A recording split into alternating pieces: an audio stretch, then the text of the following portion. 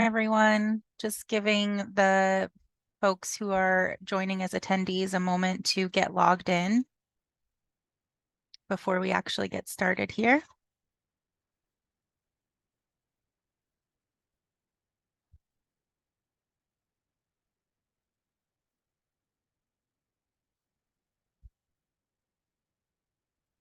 Great. So it looks like folks who are in the waiting room, the virtual waiting room, have all been let in to the webinar. So we'll go ahead and get started. I'm Erica Schiavelli. I'm the Deputy Executive Director here at the GIC. And we are really excited to have you here today for our coordinator training for offline coordinators regarding the reduction of the waiting period that is going into place July 1st of this year. Next slide, please. Great. So as I mentioned, I'm Erica Schiavelli. I'll be kind of the MC today, but we're joined by lots of folks here from the GIC, MTX, who's our vendor, to walk us through this training today. So we've got, we'll start off with an overview from me. Actually, Leslie, you can go right to the agenda, and I'll do introductions via the agenda. So we'll start with an overview from me in a rule change, or to review the rule change at critical items to note. Then we'll turn over to Chuck O'Brien from the GIC for a demo of the Magic system and the changes that are taking place there that you'll need to be aware of. We'll jump over to Imran, who's from MTX, who will walk us through a registration demo and a portal demo. And then we'll go back to Chuck for resources and back to me for Q&A, which we'll hear a lot from Paul Murphy, the Director of Operations here at the GIC then as well. We've got a few other folks who you'll see in the Q&A function, and I'll talk to you a little bit more about that in a moment. We have Christina Geary, Donna Wortman, Shane O'Brien, Andrew Stern, Maureen Quinn, and all from the GIC, and also Alex Everett from MTX, who you may see in the Q&A function answering questions. Next slide, please. So with respect to questions, if you look at, I believe it's at the bottom, should be at the bottom of your screen, there is a little question mark that says Q&A. You can use the Q&A function to ask questions at any time during this presentation. If it's a question that can be pretty easily answered in writing, we'll go ahead and we'll answer it in writing. If it's one that's pertinent to the entire audience, or one that we feel would be best if heard by the entire audience, we'll mark it to answer live at the end of the session. So if you don't see your question answered right away, just hang tight. We probably have marked it as live to answer live, and so we will get to it. Again, you can ask questions at any time during the presentation via the Q&A function. If you have questions that are not related to the reduction or the reduced waiting period, which we call RWP, we won't be answering any unrelated questions during this training, since we have a lot of material to get through and we want to keep our focus on RWP. But if you do have questions unrelated, you can feel free to reach out to us using our usual contact channels, which you can see here below on the slide. Great. Next slide, please. Okay, so we'll jump right in and talk about this rule change. So next slide. So as many of you already know, the legislature last year around this time approved the FY 2024 budget, in which they mandated the reduction of the waiting period for GIC benefits for all eligible new hires. So this was something that the GIC had been interested in for quite some time and had been working to try to get some movement on. But this mandate from the legislature really gave us the momentum we needed across state government to be able to get the work done. So you can see an excerpt from the budget here, which explains what it is that the GIC is mandated to do. And so Essentially, if you are a new employee with the Commonwealth and you start on the first of the month, then your benefits will be effective on that very first day of the month, beginning July 1st. If you start any other day other than the first of a month, then your benefits will be effective the first of the month following your hire date. Again, this is effective on July 1st of 2024. We'll get into more of that later. And how we arrived in this place. So the GIC with our colleagues at ANFIT, Administration and Finance, and the IT Division of Administration and Finance, we went through a really thorough assessment process in which we were diving in to see how do we get this project done in the 1 year that the legislature gave us to complete it. And what we discovered was that leveraging our existing systems and processes to get to this reduction of waiting period was really the way to go for a few reasons. One, to minimize disruption to coordinators as much as we possibly could, but also to save on time and money and in getting this project rolled out by the effective date of July 1st, 2024. All in all, the reduction will serve to accomplish the goal, which is eliminating gaps in coverage for many of the new hires coming into the Commonwealth. And that's really what this project is all about, is making sure that folks coming into the Commonwealth have the healthcare coverage as soon as they can and not experience gaps in coverage when they're coming from another employer. Next slide. So just a little bit more about where we are today. Massachusetts is currently in, you can see the green slice here in the pie chart, where we have a 60+ day waiting period at the moment. And then once we implement this reduced waiting period, we'll move over into the blue slice where we will be with the majority of state employee health plan offerings across the country. So that is great news. Next slide. So one thing I really would like to highlight here is that the reduction of the waiting period is being reduced by nearly 80%. So at present, the average waiting period is about 73 days. And once this reduced waiting period goes into effect, that average waiting period will drop to about 15 days. So as I said, about an 80% reduction. Again, eliminating gaps in coverage for many of our new hires.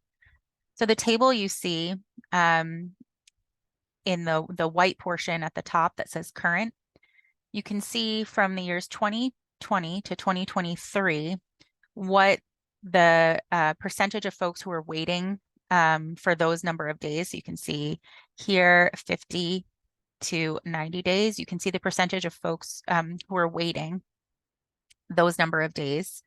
And it's quite high. You can see here, especially in the 80 to 90 range. What we did was if we wanted to see what those numbers would look like if we had the reduced waiting period during the years 2020 to 2023. So we applied the reduced waiting period rules essentially to the numbers that we had from 2020 to 2023. And you can see the drastic impact that it has in the amount of days that folks will be waiting. So I really love this slide because it's illustrative of the important change and improvement that we're making here. Next slide. Great. So now that you've gotten a quick overview of kind of how we found ourselves here in this place where we're making this improvement, wanted to go through and highlight some critical items to remember that we'll dive into a little bit more throughout the presentation. Next slide. Great. So I think something I want to make sure we hammer home throughout this whole presentation is that anyone who is hired before July 1st, 2024 will still be subject to the 60-day minimum waiting period, and there will be no exceptions made for that. Anyone beginning July 1st or later will be eligible for the reduced waiting period. So we really want you to be mindful of hiring around this time. For example, especially around this July 1st date, July 1st falls on a Monday. If your agency is one where, you typically would have someone start date on that Sunday of June 30th, just for purposes of your records, that person will still be subject to the 60-day waiting period because their effective date of hire is June 30th. So please be mindful of that when you're hiring around this time. Anyone before July 1st will be subject to the 60-day minimum waiting period with no exceptions. Members will still have 21 days to elect benefits. That's also important to remember. And the calendar below here is just an example of what I was talking about in terms of anyone hired before July 1st still being subject to the 60-day minimum waiting period. So you can see here, if you're hired on June 30th, your benefits will not be effective until September 1st. If you're hired on July 1st, your benefits will be effective that day. If you're hired any day after July 1st, during the month of July, your benefits will be effective on August 1st. So you can see here the visual of why it's so important to be mindful of hiring, because just one day here, if you don't have them hired on July 1st or later, that one day could really make a big difference for folks. Next slide. Great. So new hire information should be entered into Magic. Doing so will trigger an email from the GIC system to the member with a registration link for the My GIC Link portal within 48 hours of the new hire start date. And that will allow a member to make their elections quickly. The registration email will be sent to the email address that you get from the employee. And it can be a personal or business email, but we recommend that it is an email that the individual has access to and checks. If you fail to get this email, the appropriate email from the new employee, that can delay the registration email and can also delay access to make those benefit decisions. And again, folks will still have 21 days to make those elections, but it is very important that we give them the opportunity to get those elections made very quickly. And again, we'll talk a little bit more about this later on in the presentation, but want to make sure we're highlighting it here at the outset. Next slide. Great. So one of the things GIC has done and will continue to do since the outset of this project is we've worked with our carriers to increase the frequency of how often our data is transferred to them. So that way they can get members their welcome information more efficiently. So now new members will receive a welcome email from carriers once they're enrolled. And again, this is a critical place to remind folks that we need accurate email addresses because the email address that the new hire provides to you during the onboarding process will be the email address that the carriers will use and that also the GIC will use. So carriers are still responsible for issuing membership cards, but with the increased frequency of data transfers, this will happen more quickly. And so members will be able to get their information more quickly and access benefits. Next slide, please. Great. So a few things, some that we have already addressed here, but just kind of prepping for change. As I mentioned, you should enter all new hire information into Magic, and we will do a demonstration of that following this. Again, that will trigger that registration email to the new employee, allowing them to access the portal and sign up for their benefits efficiently and quickly. We really would like you to encourage exclusive use of the My GIC Link portal rather than online or paper forms and collect accurate email addresses. This is because while online and paper forms still exist and are accessible, the My GIC Link portal is really the quickest, most efficient way to go. and allows members to make those elections quickly. And we'll talk a little bit more about why that's important later. Agencies will be required to collect premiums for all newly hired employees from the effective date of benefits from the employee's salary.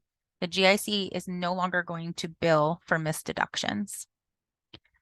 Please share this information today with the appropriate personnel in your agency. So anyone who's involved in the hiring and onboarding processes. We'll be sending out an email probably early next week with the recording, the slides, and some frequently asked questions as well. So please keep an eye out on your inboxes for that. And lastly, the GIC is currently updating regulations and issuing an administrative bulletin. So regulations were actually voted on at the May 16th meeting of the GIC board. Promulgation will be effective for the July 1st, 2024 date, and we'll also have an administrative bulletin available in advance of that July 1st date. Next slide.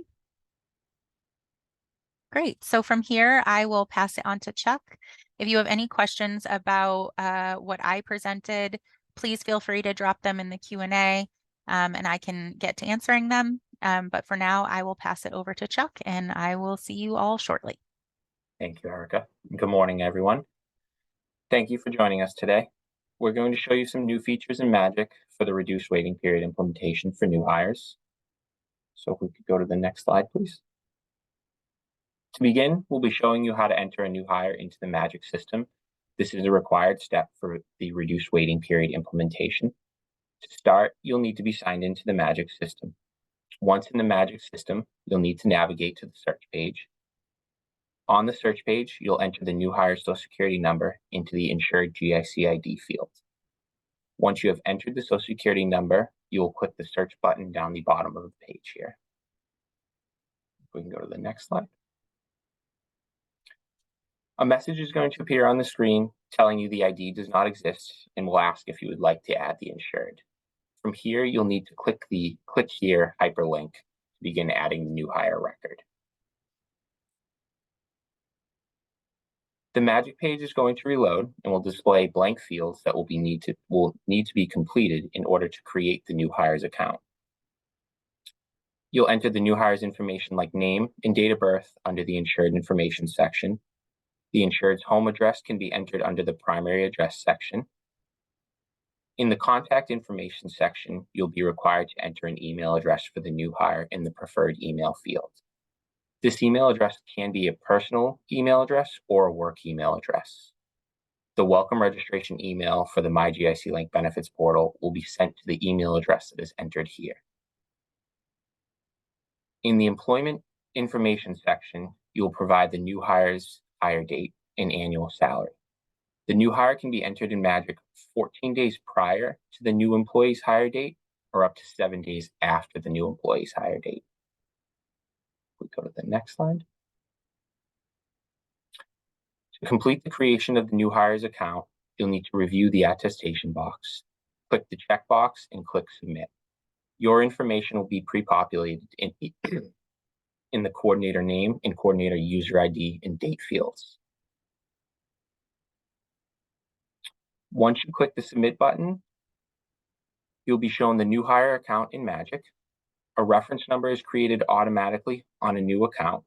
The reference number can be used in the future to search for this member's record in Magic.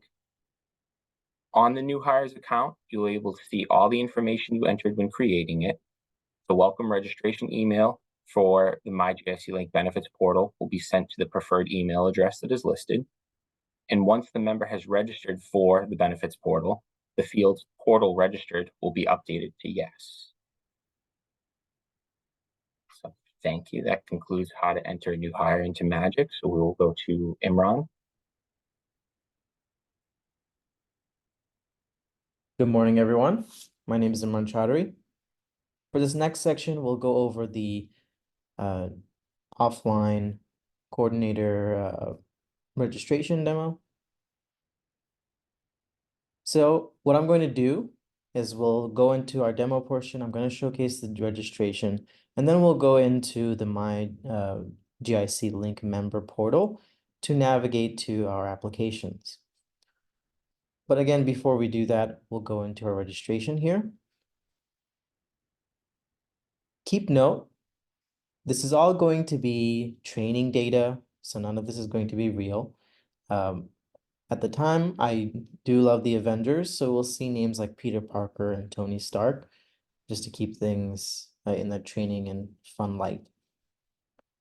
So in order for us to start our registration, we will receive an email from my JSC link, and it'll have an important message stating that we have 21 days from our start date to complete our enrollment.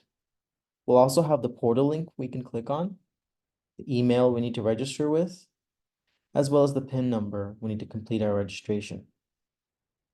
From here, let's go ahead and click on the portal link to start our self-registration.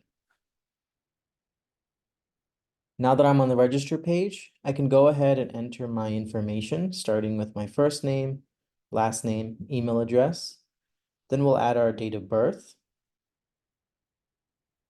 We'll enter the last 4 digits of our Social Security, and then we'll enter that PIN number that we have from our email. Let's go ahead and finalize our registration by creating a password. And then we're simply just going to click on register, and we'll be sent to a page where we need to go ahead and verify with a verification code. This verification code will be sent through email as well. And once I see it, I'm just going to go ahead and copy this verification code. We'll go back to our registration page and enter the verification code there. And then we're going to click on confirm to log in. And then we'll see the home page. Now that we've done our registration, let's go into our offline coordinator portal demo. For this section, we're going to navigate to resources, and we're also going to take a look at the new hire enrollment process. For this, I'm going to navigate to view guides, tools, and additional resources. And then we'll navigate to the application, the new hire enrollment application, by 2 ways: the Go button that we see on our homepage, as well as the new hire tile. We'll also take a look at 2 different scenarios for our effective dates.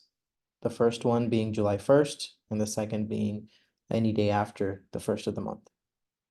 For the first scenario, we're also going to cover our documents required before submitting an application.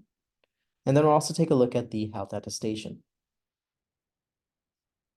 So let's go ahead and continue first with the resource navigation. I'm going to go back to our members portal. And since we logged in, we can see our home screen. We have a section called My Notifications. Here I can see I have 21 days to submit my new high enrollment. I see that message there. Next, under my benefit quick links, we have a tile called GIC Benefits Guides. And this tile is going to help us get informed to make decisions on our GIC benefits. Once I select it, I can see all of the guides for specific employees. And all I need to do from here is I can click on this button called View Details. Once I click on it, it'll take me to the mass.gov site, and I can read about my benefit guides and information here. Now let's go back to our portal. And I'm going to go back to our home screen. The next resource I want to showcase is going to be the plan comparison tool under the benefit quick links. This is going to help us compare health plans so we can make sure we understand each of them better. Under the compare plans page, I'm going to select the benefit option. And once I see the compare plans page, I can go ahead and select up to 3 health plans. And then I'll simply click on the Compare Now button. And now I can see the product details for each one of them side by side. At the bottom, we can also see information about copays and deductibles by clicking on the link here. I can start over and choose other health plans by clicking the Click Here to Start Over. and it'll take me to the initial page where I can select health. Next, I want to showcase our additional resources. When I scroll down, I can see some videos that are helpful. Now I'm just going to click on View All Resources to view all our learning videos. And then when I scroll down, I can also see additional user guides that can help us navigate and create this correctly. We'll also have offline coordinator user guides and videos for your reference as well. Let's go back to our homepage. And now we're going to take a look at our first scenario. For this first scenario, we're going to navigate to our application. In our application, we're going to take a look at it if I was hired on July 1st, so my effective date for my benefits will be auto-populated to the 1st of July. All this means when a member is hired on the 1st of the month, their effective date will be populated as the 1st of that month. Let's go into our portal. From here, as I mentioned earlier, we have two ways to navigate to the application. The first one being the Go button under Enroll Today. And the second one is the Benefit Quick Links New Hire Information tile. So let's see what happens when I click on Go. Here I can see information about the new hire application, the benefits that I qualify for, the 21 days that I have to complete this, as well as important information.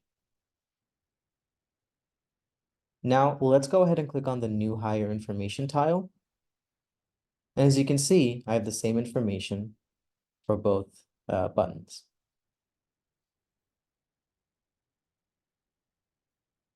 So you can tell whenever I click on the Start Now button for the Go button or the new hire tile, it'll take me to my application. So let's go ahead and do that. So now that we're on the application, on the left-hand side, we can see our navigational items that we need to complete. And in the middle, we see our application. The Getting Started page helps us understand what we're completing and the benefits. We also have important links that we can click on for more information. And so once I read through that, I can go ahead and get started on our application. I'm going to select yes to the first question, and I'm going to click next to continue. In our personal information, I'm going to go ahead and select yes, and we can move on to the plan selection. This is where we're going to see our effective date. So I'm going to go ahead and select our life insurance, and we can see the effective date is auto-populated to July 1st. Once again, because I was hired on the 1st of the month, my effective date will populate on the 1st of the month.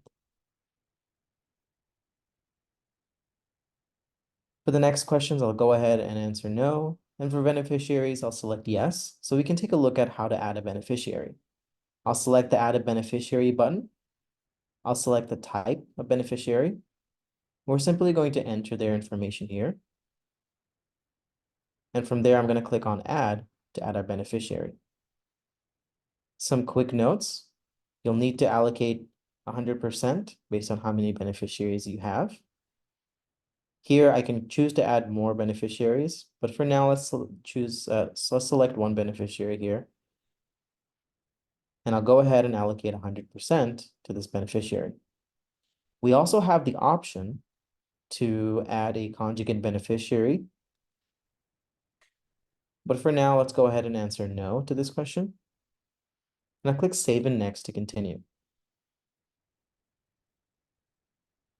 Next, we are on the health plans page.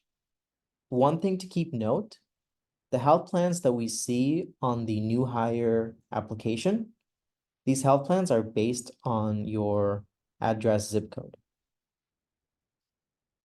So from there, I can see the health plans that I have, and I can go ahead and click on the Select button, or I can see the View Details so I can get more information on each of the health plans. I have the plan resources section that I can get more information on. And then I have the co-and pay deductible tab here to get additional information on this health plan. Once I select my health plan, I'm going to click on Hide Details. Here we can see our effective date. And then we have the next question. What kind of plan would you like to enroll in? Before we continue, we'll come back to the health plan section a little later so we can talk about the health plan attestation. For right now, we'll go on to the dependents and their documents required, because documents will be required before submitting the application if you choose to add a dependent for your benefits. From here, for the question, what kind of plan would you like to enroll in? Let's go ahead and select family. Here, we'll go ahead and enter a dependent. Before we do, if I wanted more information about the documents required, I can click here for required document information. And once I do, it'll direct me to the mass.gov page where I can read about the required documents for GIC coverage. I'll go back to the application. And here, I'll simply click on the Add a Dependent button. And here we'll add our dependent information. I'm going to go ahead and click on Add. And we can see the dependent has now been added to our application. I'll click Save and Next so we can move on to the rest of our plans.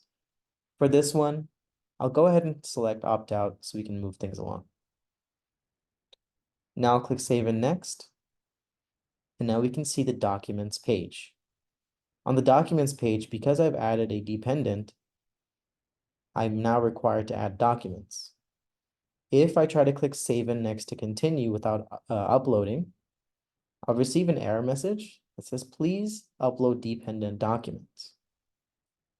So that's exactly what it will do. We can click on View, Upload. If I wanted further information about what I need to upload based on the relationship of my dependent, I can scroll down and I can see the documents required, the document requirement types for each relationship. Now let's go ahead and upload a document. Because my dependent is a spouse, has a spouse relationship, I'll enter a marriage certificate.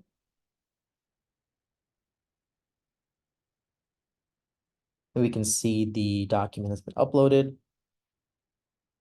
And under my status, I can see the green check mark. Now this time when I click Save and Next, I'm able to move on to the Review and Submit page. In the Review and Submit page, we can review all our information we provided. And then for the next section, I want to talk about the health attestation. In the health attestation, we see two attestations here. The first one is going to be your health attestation. This attestation is certifying that you have checked your healthcare providers are in the network. And the second attestation is certifying that you understand the plans you've selected are binding. Now, the reason we see the attestation, again, the health attestation, is because we selected a health plan. So now I'm going to showcase what happens if we decide to opt out of a health plan. So for this, I'll go to our our plan selection page. First, we land at the life insurance section. So I'll click on Save and Next to continue. And now we can see we're on the health plan section. For right now, I have it selected, but what we're going to do is click on the Opt Out of Health Insurance. From here, we'll go to our Review and Submit page.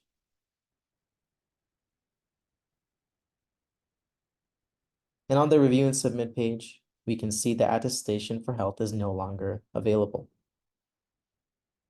The only attestation we see here is going to be the attestation certifying that we understand the plans we've selected are binding. Let's go ahead and complete our application. I'll go ahead and click on submit, select yes. And now we see a green success message letting us know we've successfully submitted the application.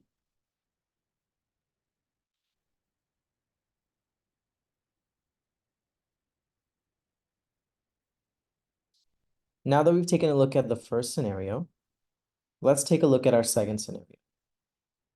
Here, I was hired on July 15th, so my effective date for my benefits will auto-populate to the 1st of August. All this means is if a member was hired on any day after the 1st of the month, the effective dates for that member will be auto-populated to the 1st of the following month. So let's go ahead and go to our portal. And from here, I'm going to go back to our home page. And now we can see our home page here. And under my notifications, I have a message that says you have until August 5th to submit your new hire enrollment benefits. Previously, it did say July 21st. Now it says August 5th. Once again, we still have the 21 days to complete our new hire enrollment. And so because I was hired on July 15th, I have 21 days to complete my application. From here, we'll go ahead and start our application by clicking on Go. And then we'll click on Start Now. Now that I'm on the application itself, I'll go ahead and start by answering yes to the first question. And once we click Next and go to Personal Information, I'll select yes, so we can move on to the plan selection page. From here, under my life insurance, let's select the life insurance here. And we can see my effective date has been auto-populated for August 1st. Once again, because I was hired on any day except for the 1st of the month, my effective date will roll over to the 1st of the following. Let's also check the health section as well, the health plan. So I'm going to go Save and Next. And just to showcase the effective date once again, I'll select a health plan here. And then our effective date, once again, is August 1st. From here, I'm going to click Save and Exit. And under My Application, we can see that our application is marked as in progress. And we have a note that says I still have till August 1st, which is 21 days for my hire date to complete my application. So you must complete the application regardless if you started it or not. In order for me to continue, I'll just click on Continue Application. And that's it. Thank you so much for taking a look at those two scenarios. I'll hand it back to Chuck. We can continue.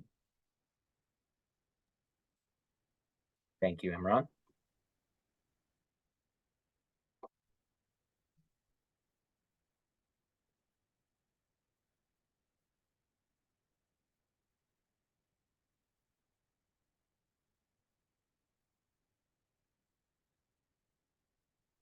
With reduced waiting period implementation, there are some resources available to assist coordinators within the Magic system. We can go to the next slide.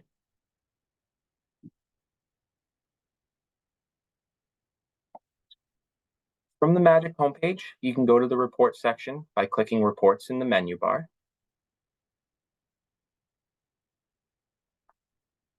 Once in the Report section, you'll click the drop-down arrow.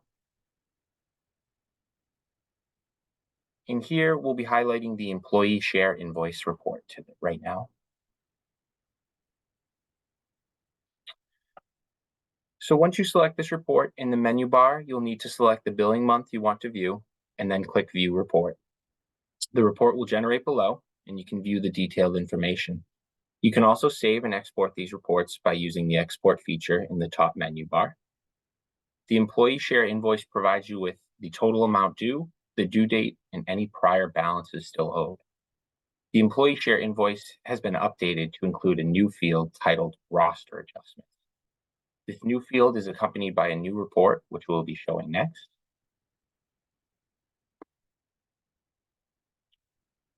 So to access the monthly offline adjustment roster for employees, you'll follow the same steps as before and go to the report section. Once in the report section, you'll use the drop-down arrow to select monthly offline adjustment roster - employee.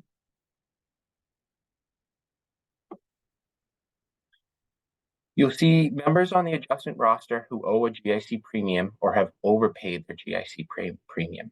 Agencies will now be responsible to collect premiums that were not deducted and refund any overpayments to employees. GIC will no longer bill or refund employees in their agencies. If we can go to the next slide. And now the last report we'll be showing you in Magic is the agency insured report. So to reach this report, similar to the prior two reports, you'd go to the report section in Magic and use the drop-down arrow to select this report.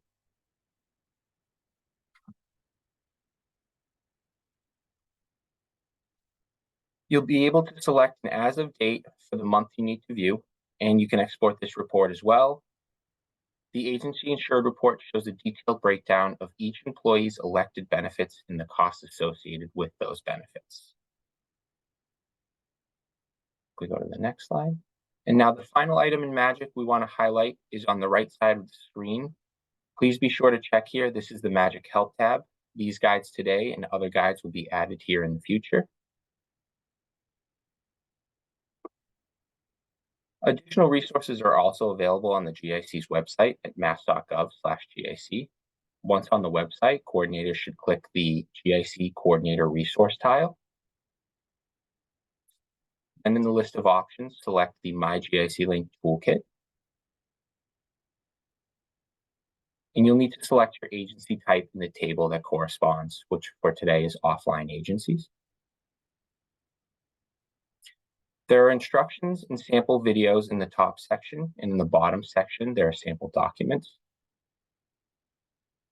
Highlighting one of these examples, here's a registration email a new hire would receive to register for the My GIC Link Benefits portal.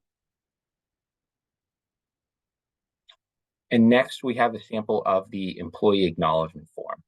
Coordinators should provide this form to new hires. If a new hire does not receive a welcome registration email within 10 days of their hire date, the new hire needs to contact their agency benefits coordinator. Now, lastly, if we go back to the GIC Coordinator Resource section on the mass.gov page, coordinators can click the section titled New Hire Benefits Law effective July 1st, 2024. Then select their agency type for offline coordinators. In this section, you will find up-to-date information about the reduced waiting period implementation. So thank you, everyone. That concludes our demonstration of the Magic system. I'll hand it back to Erica. Thanks, Chuck. Great. So now that we've gone through our demonstrations as well as our review of the rule change itself, we'll move on to the Q&A. Leslie, you can pull up the next slide, please. So this is just a reminder about how to enter questions into the Q&A function, and that we will only be taking RWP related questions today. If you have other questions, you should feel free to reach out to us using our usual modes of contact here below.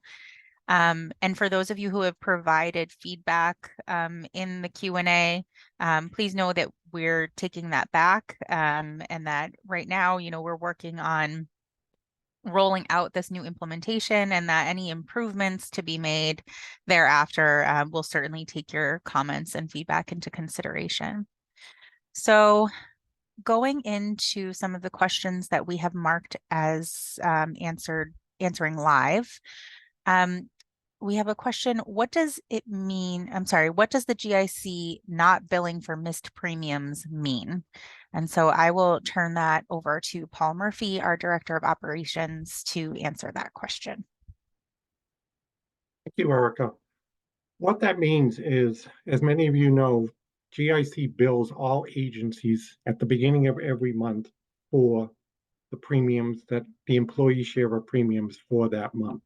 So for instance, if we bill you during the month of July for $100, the agency either submits the $100 back to GIC with the invoice, or in some cases, the agency will say, I only have $90 in payroll deductions. $10 is missing because Paul Murphy missed the deduction or Paul Murphy was off payroll. So agencies would report that back to GIC and say, please bill Paul Murphy $10. That process, as of July, is changing. So when GIC issues an invoice to an agency, if it's $100 and you only have $90 to pay GIC, you will have to go get from Paul Murphy the $10 to pay that invoice. So we no longer want any agency reporting under deductions or over deductions back to the GIC. You will have to collect that and make the adjustments in the payroll system. What we're introducing as of August 1st is any adjustments that are made during the month of July or premiums that are missed when we add the coverage.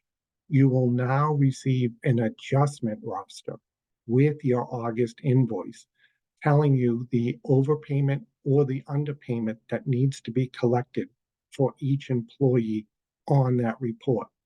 You will have to go back and get those adjustments to pay GIC the underpayment or refund back the employee the overpayment. So that's a big change under this RWP implementation. So to give you an example, if someone is hired on July 1st, they have 21 days to elect their benefits. On July 22nd, GIC processes their enrollment, puts the coverage up. Now you've already received your July invoice. That person wasn't on it because they did not elect the benefits. On your August invoice, the employee will now appear for the August premium, but the new adjustment roster will now accompany the August invoice saying you need to collect X amount of dollars for the July premium for this employee. That's how we're going to collect those premiums retroactive back to the coverage adjustments. So you'll see those adjustments every month on your agency invoice.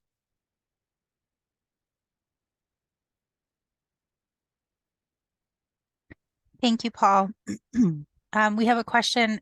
How do we get payment to the GIC? We send electronic files, but is there an option to pay by credit cards through Magic or by check? There is an option to pay by check. There is no option to pay in the Magic system. Some of the larger offline agencies do have interface files back and forth with the GIC, but you still receive an agency monthly invoice. At the bottom of that invoice are the instructions if you want to do an EFT transfer to pay the bill or where to mail the check if you're sending in a check. So that process isn't changing. Thanks, Paul. So just kind of going off of that, is the employer is responsible to recoup the employee's share if an employee is on leave, unpaid leave? Correct. Great. We will no longer be billing employees. Great. And what if an employee leaves and the agency is unable to deduct, such as an employee that goes on a medical leave and doesn't return? You will have to make an attempt to get that premium from the employee because the agency will still be required to pay the premiums, both employee and employer share, through that employee's coverage end date.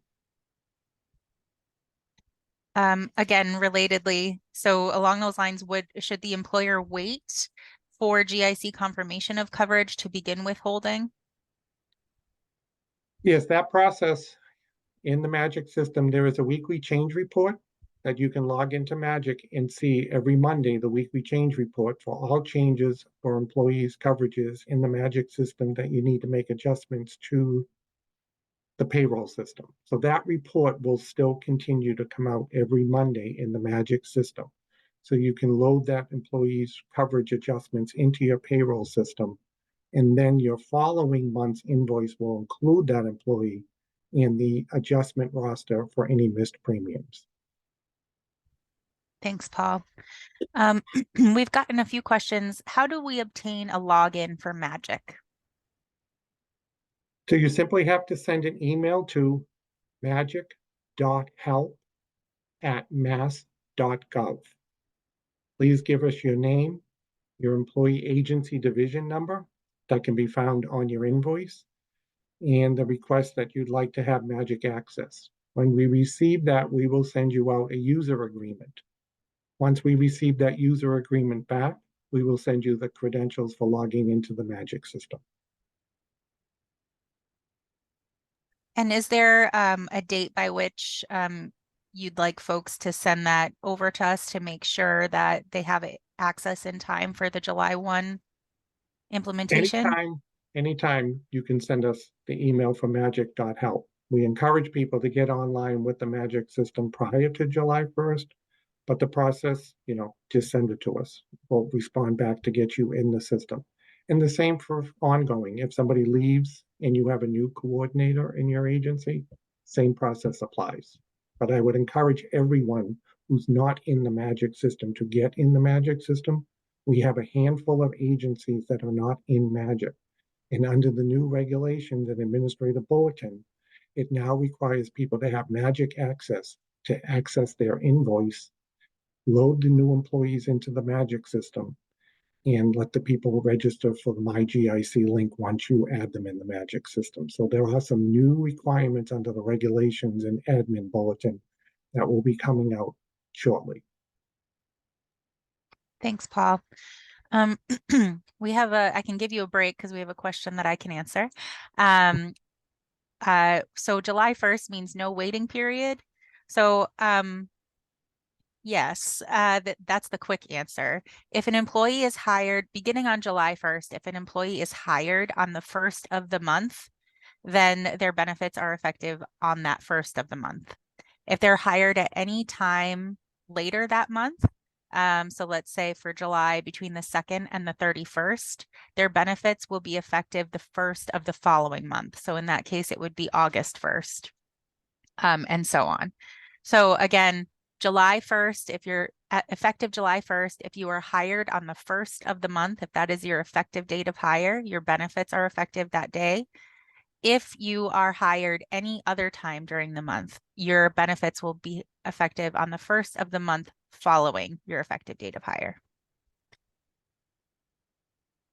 Okay, next question. Is the employee acknowledgement form provided online to employees, or does the agency need to print and provide it? Paul? Okay. The acknowledgement form is not provided to employees. We ask coordinators to go into the coordinator section of the website, go to the coordinator tools, and download the acknowledgement form. And we ask that you give it to all new employees coming on board. It tells them about their benefits, whether they want to elect their benefits, but it also tells them that if they don't receive a registration email within 10 days, that they can contact you to find out, was the person entered in the Magic system? Do we have the right email address? Just so that we can get the people in the portal and get their coverage up and running. So that acknowledgement form also protects any employee who doesn't want benefits, but at least you've advised them about the eligibility for the benefits. So we encourage all agencies to download that and give it to all your new employees. Thank you, Paul. What benefits need to be offered for a temporary hire 3 months part-time? I think this is a little bit tricky, but go ahead, Paul. Yeah, I can answer it very high level. Temporary employees are not eligible for GIC benefits if their employment is 90 days or less. So temporary employees do not get GIC benefits. If you have employees falling into that category, they're not eligible for GIC benefits. Only employees that work more than 90 days are eligible for GIC benefits. Thanks, Paul.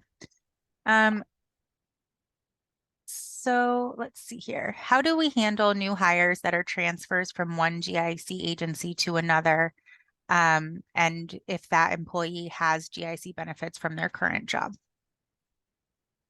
So in relation to the RWP, that wouldn't apply. If somebody is coming from an entity with GIC and transferring to your agency, the transfer process that we have today is not changing. So for instance, if an employee is coming from the governor's office to, I'll say, the Boston Housing Authority, say they are transferring today, May 22nd. The governor's office is deducting premiums 1 month in advance. So for the month of May, they are paying their June premium. GIC will transfer that employee to the Boston Housing Authority effective July 1st. So the transfers work a lot differently than the new hire coming on board because they have prior GIC benefits. We have to be careful because we want to make sure that when the employee transfers, they won't immediately appear in your agency, depending on where they're coming from and how they paid their previous premiums. So in the case I just gave you, the June premiums were already paid under the governor's office. So GIC will not transfer them until July 1st into the new agency. So this process won't impact the transfers. It stays the same as it is today. Thanks, Paul. Let's see. Would we collect 2 months of premiums so that they always pay a month ahead of time? That would depend on your monthly invoice. So the invoice that you're going to start getting with the adjustment roster will be new, and you may have to collect an additional monthly premium from the employee's salary to make sure that you can pay the employee invoice monthly. So that will just depend on the coverage the person is electing, how long they took to elect coverage, and their effective date. But that's why that new adjustment roster will give you the amount owed. If there's an amount on there that you need to collect for arrears coverage, then it's up to you to decide how you want to collect that through your payroll system, whether you collect it from the employee's next paycheck or you spread it over a period of time. But the agency will still be required to pay the invoice in full. Thanks, Paul. What if a new employee has paid for coverage with their previous employer that covers them beyond the effective date with the GIC, and they want to delay coverage until the next month? So I can answer this one quickly. You can't delay coverage until the next month, but I will let Paul expand on that if you'd You're like. correct. You are correct. The rule is the rule for the waiting period. So there are no exceptions to that. Right. So they'll have 21 days to make that election. If they do not, then they would have to wait until annual enrollment. Is that correct? Annual enrollment or a qualifying event if they decline the coverage. Right. So just to be very clear there, an employee cannot delay coverage. They must make their elections within 21 days, or they will need to wait until annual enrollment or a qualifying event. Next question, when would the August bill be due? In the Magic system, as Chuck mentioned, under the Help tab, there is now a billing calendar out there. It will tell you the day the billing invoice is generated and when the premium is due from the agency. So I encourage agencies to go to the Magic Help tab and look at the billing calendar. That information is out there and posted in the Magic system. Great. So just a clarifying kind of follow-up question. When do we begin to take out deductions if an employee is hired on July 1st, and when if hired after July 1st?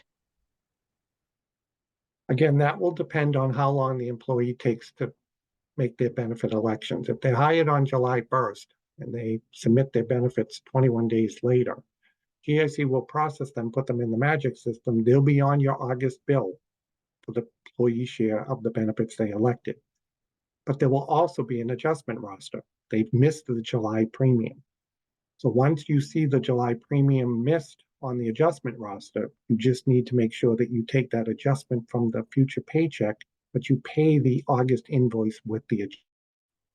So it's really a timing on how long an employee takes to elect their benefits, but all adjustments will be on that new roster report. Right. And I'll just take this opportunity to say this is a great example of why we'd really like folks to get into the portal and make those elections as quickly as possible. So again, making sure that we get the accurate emails from the new hires so that we can get those registration emails out and their elections completed. And then that way deductions and all of that can begin. If we have a temp for 6 months, then they are eligible for benefits. When would their benefits start? Temporary employee greater than 90 days are eligible for GIC benefits, but their benefits would stop based on their hire date. What is their hire date? We need to know that. Correct. If you have somebody who's existing in 6 months, already with benefits, they can't join till annual enrollment or a qualifying event. But if you have someone that's being hired that will be employed for 6 months, it's based on their date of hire in the calculation that Erica talked about on the effective date on the RWP. Great. If we aren't billing employees for coverage a month in advance, how are they covered for coverage through the end of the following month following their termination date? The termination rule isn't changing. So if somebody leaves employment today, they're covered till the end of June. That process is not changing. That's still the same. So that you will have to pay the May premiums. And then when you receive the June premiums, that employee will still be on there. The agency is responsible for both the employee and employer share through the employee's end date. As of July 1st, they'll be off your invoice. But that process isn't changing. That termination date still covers the employee to the end of the following month. Okay, so we have a bit of a lengthy question here. So I'm going to try to parse through it while doing this live. So bear with me. So does that mean that agencies are not withholding their premiums the month prior? Since they do not work there yet, ideally their withholdings for July would pay for their July coverage. Let's see. I think I can. Thanks. Yeah, thanks, Paul. The month in advance premium deductions is not changing. That is still going to be for your existing employees. You collect the premium the month in advance so that you have the money to pay the premium invoice the following month. On the reduced waiting period, because people can be effective on their date of hire or the first of the next month, and the employee has 21 days to make that election, there are going to be missed premiums. That's what that new adjustment roster will state to you. The premium that needs to be paid in addition to that monthly invoice premium. So this adjustment roster will make up for the missed premium deductions or the retroactive ones that couldn't be collected because the employee didn't work there. But ongoing, once the employee is on your roster, you continue to deduct the premiums a month in advance so you have the premium to pay the following month.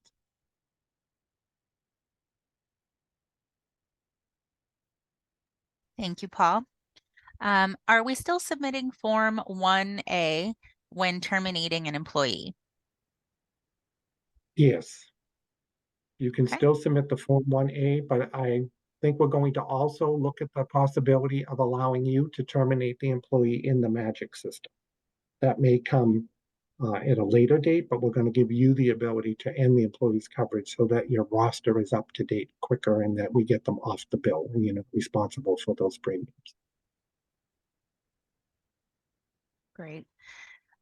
So I have a question here that I think is related to Magic and what information we need to get someone enrolled on Magic.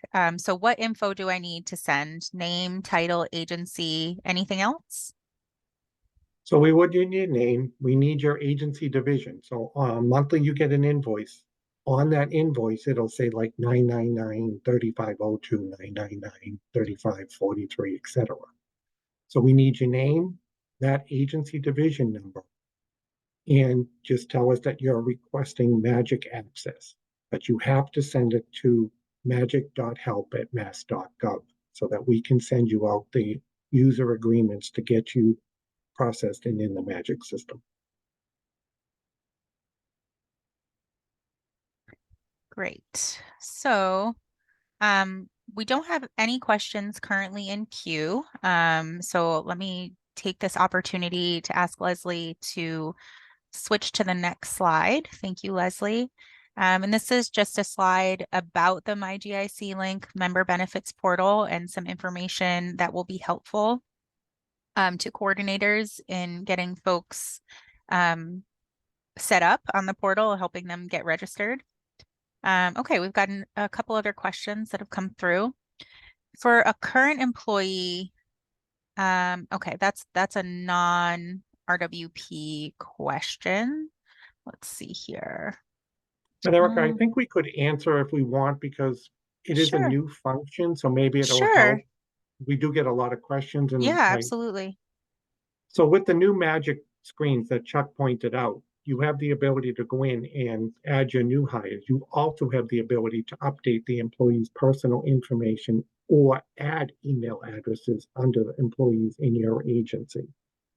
You will also have the ability to put in new salary information so that the employee's LTD and optional life insurance will be automatically updated, so that you don't have to send us those enrollment and change form ones for every employee with the salary increase.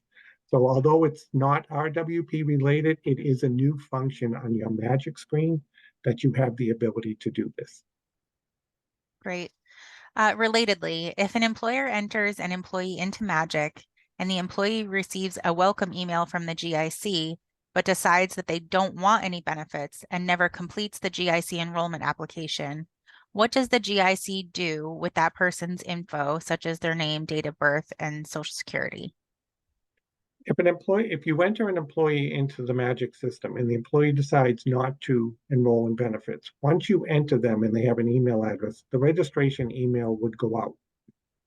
I would encourage the employee to register for the portal, but they do not have to enroll in benefits. On the home page, it says you can start the process. Do you wish to enroll in GIC benefits?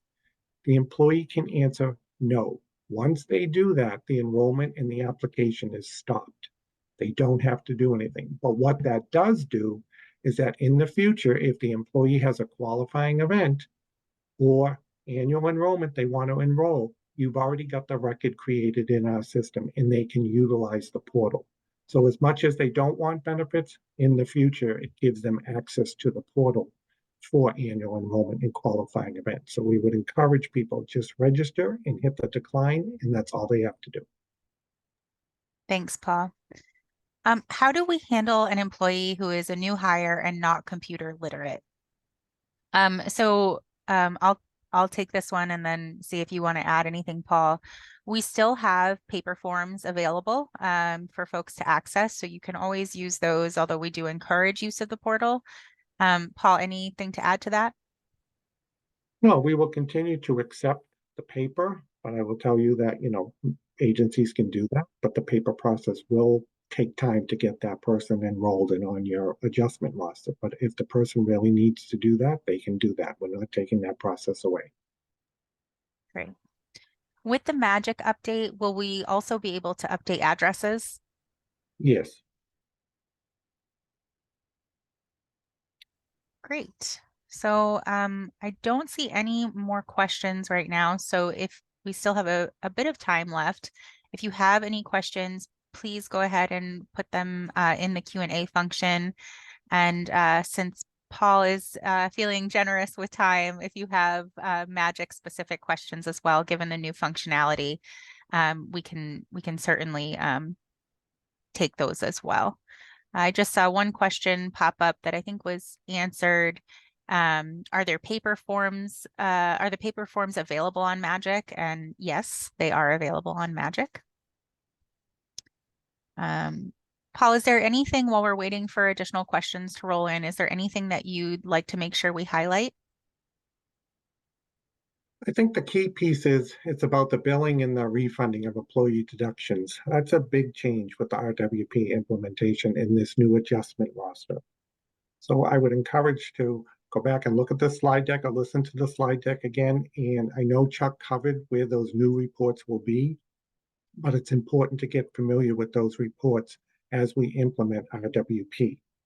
Now, I will tell you, although we're having the training today, all of the new functionality is going to be rolled out on June 7th. So some of the functionality you'll see in the Magic system after June 7th. So it's not there today, it's coming out on June 7th. Thanks, Paul. We have a question. How are we handling Cobra? I'm not entirely sure the direction this is headed in, but It's no change to the COBRA. You report the terminations to GIC, GIC puts the termination in the system, and GIC will send out all of the COBRA documentation to the employee if they wish to enroll. That process is not changing. will we have similar ability or access to Magic to change online for open enrollment? If changes to status like birth of a child, can we update them on Magic? The open enrollment function will still be there. You can transfer the employee to the new plan. Adding the employee is a new functionality the 14 days before and 7 days after. After that, the employee, you're locked out of the system to add your new hires, and we have to do it through either the online forms or the paper forms. So the annual enrollment process is not changing.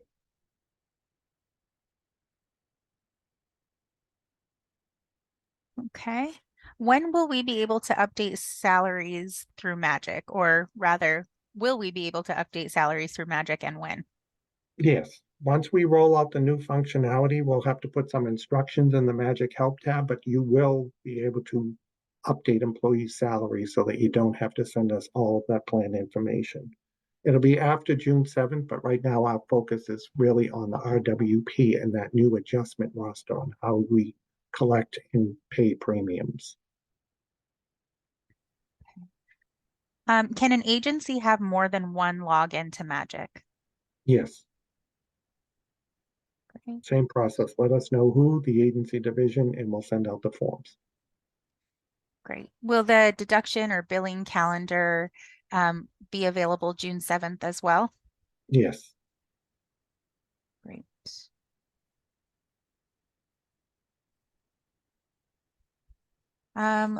Where can we get the form to give to new employees as to register on the portal?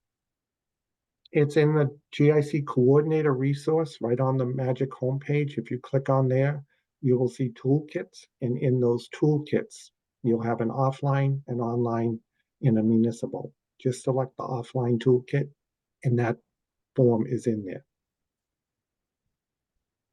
Great.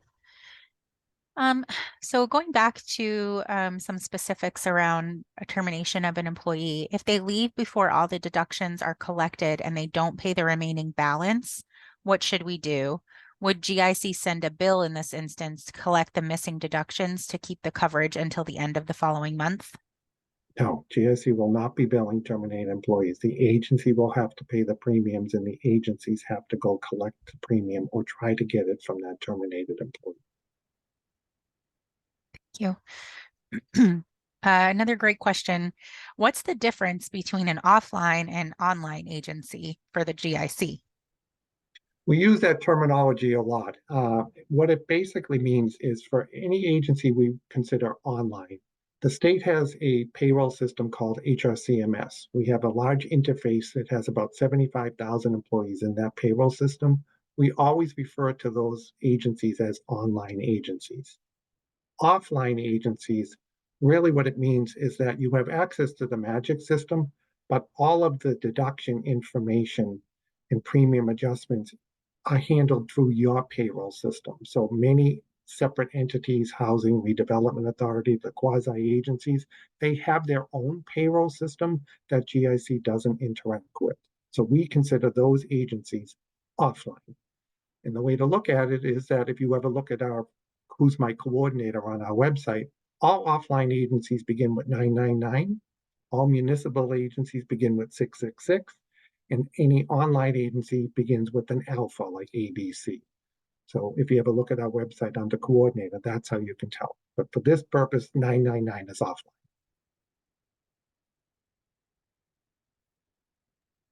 Thanks, Paul.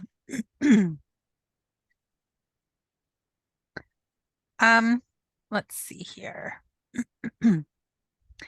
Is there I don't know that we'll be, okay. I see Donna's in there answering that question that I was just going to ask, so I'll leave it alone. So we have a couple of questions that aren't specific to RWP, but since we have a little bit of time here, I'll go ahead and take the questions that are in here. When will we receive the FY25 premium elections for current employees? That should be available next week. I think they're running them around the 31st. They'll be in the Magic system under the report section.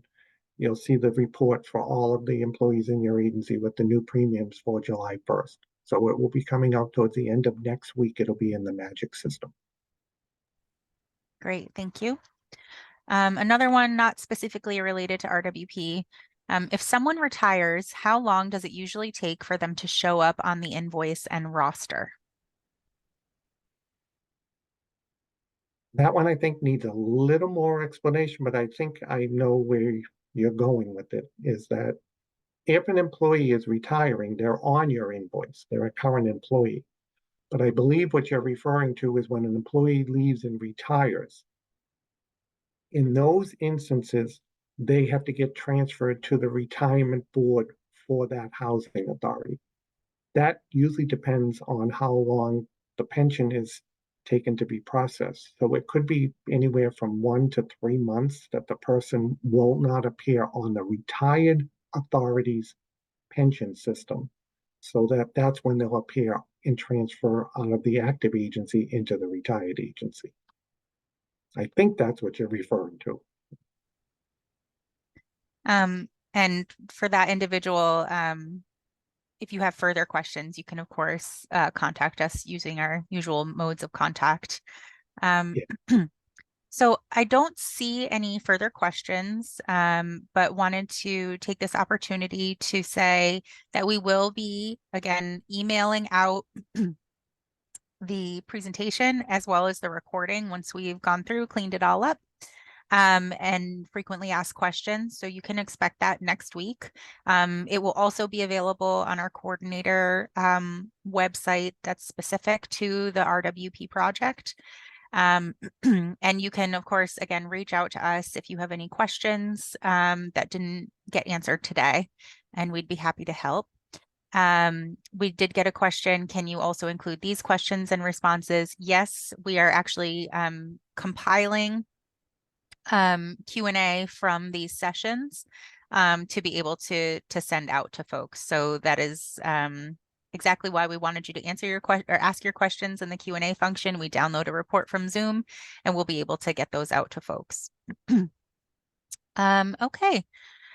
Since we have no more questions, we'll go ahead and we'll wrap up early. Leslie, if you could move to the closing slide here. And those are just our social media and website addresses there that you can access if you need to get in touch with us. And like I said, if you have any questions, please feel free to reach out to us. If you didn't get your questions answered today, keep an eye out for that magic functionality coming on June 7th. And we will certainly be in touch with you as the effective date approaches with reminders, recordings, videos, etc., to make sure everybody's on the same page to get this implementation done smoothly. So thank you all for joining today. And we look forward to working with you all soon. Thank you.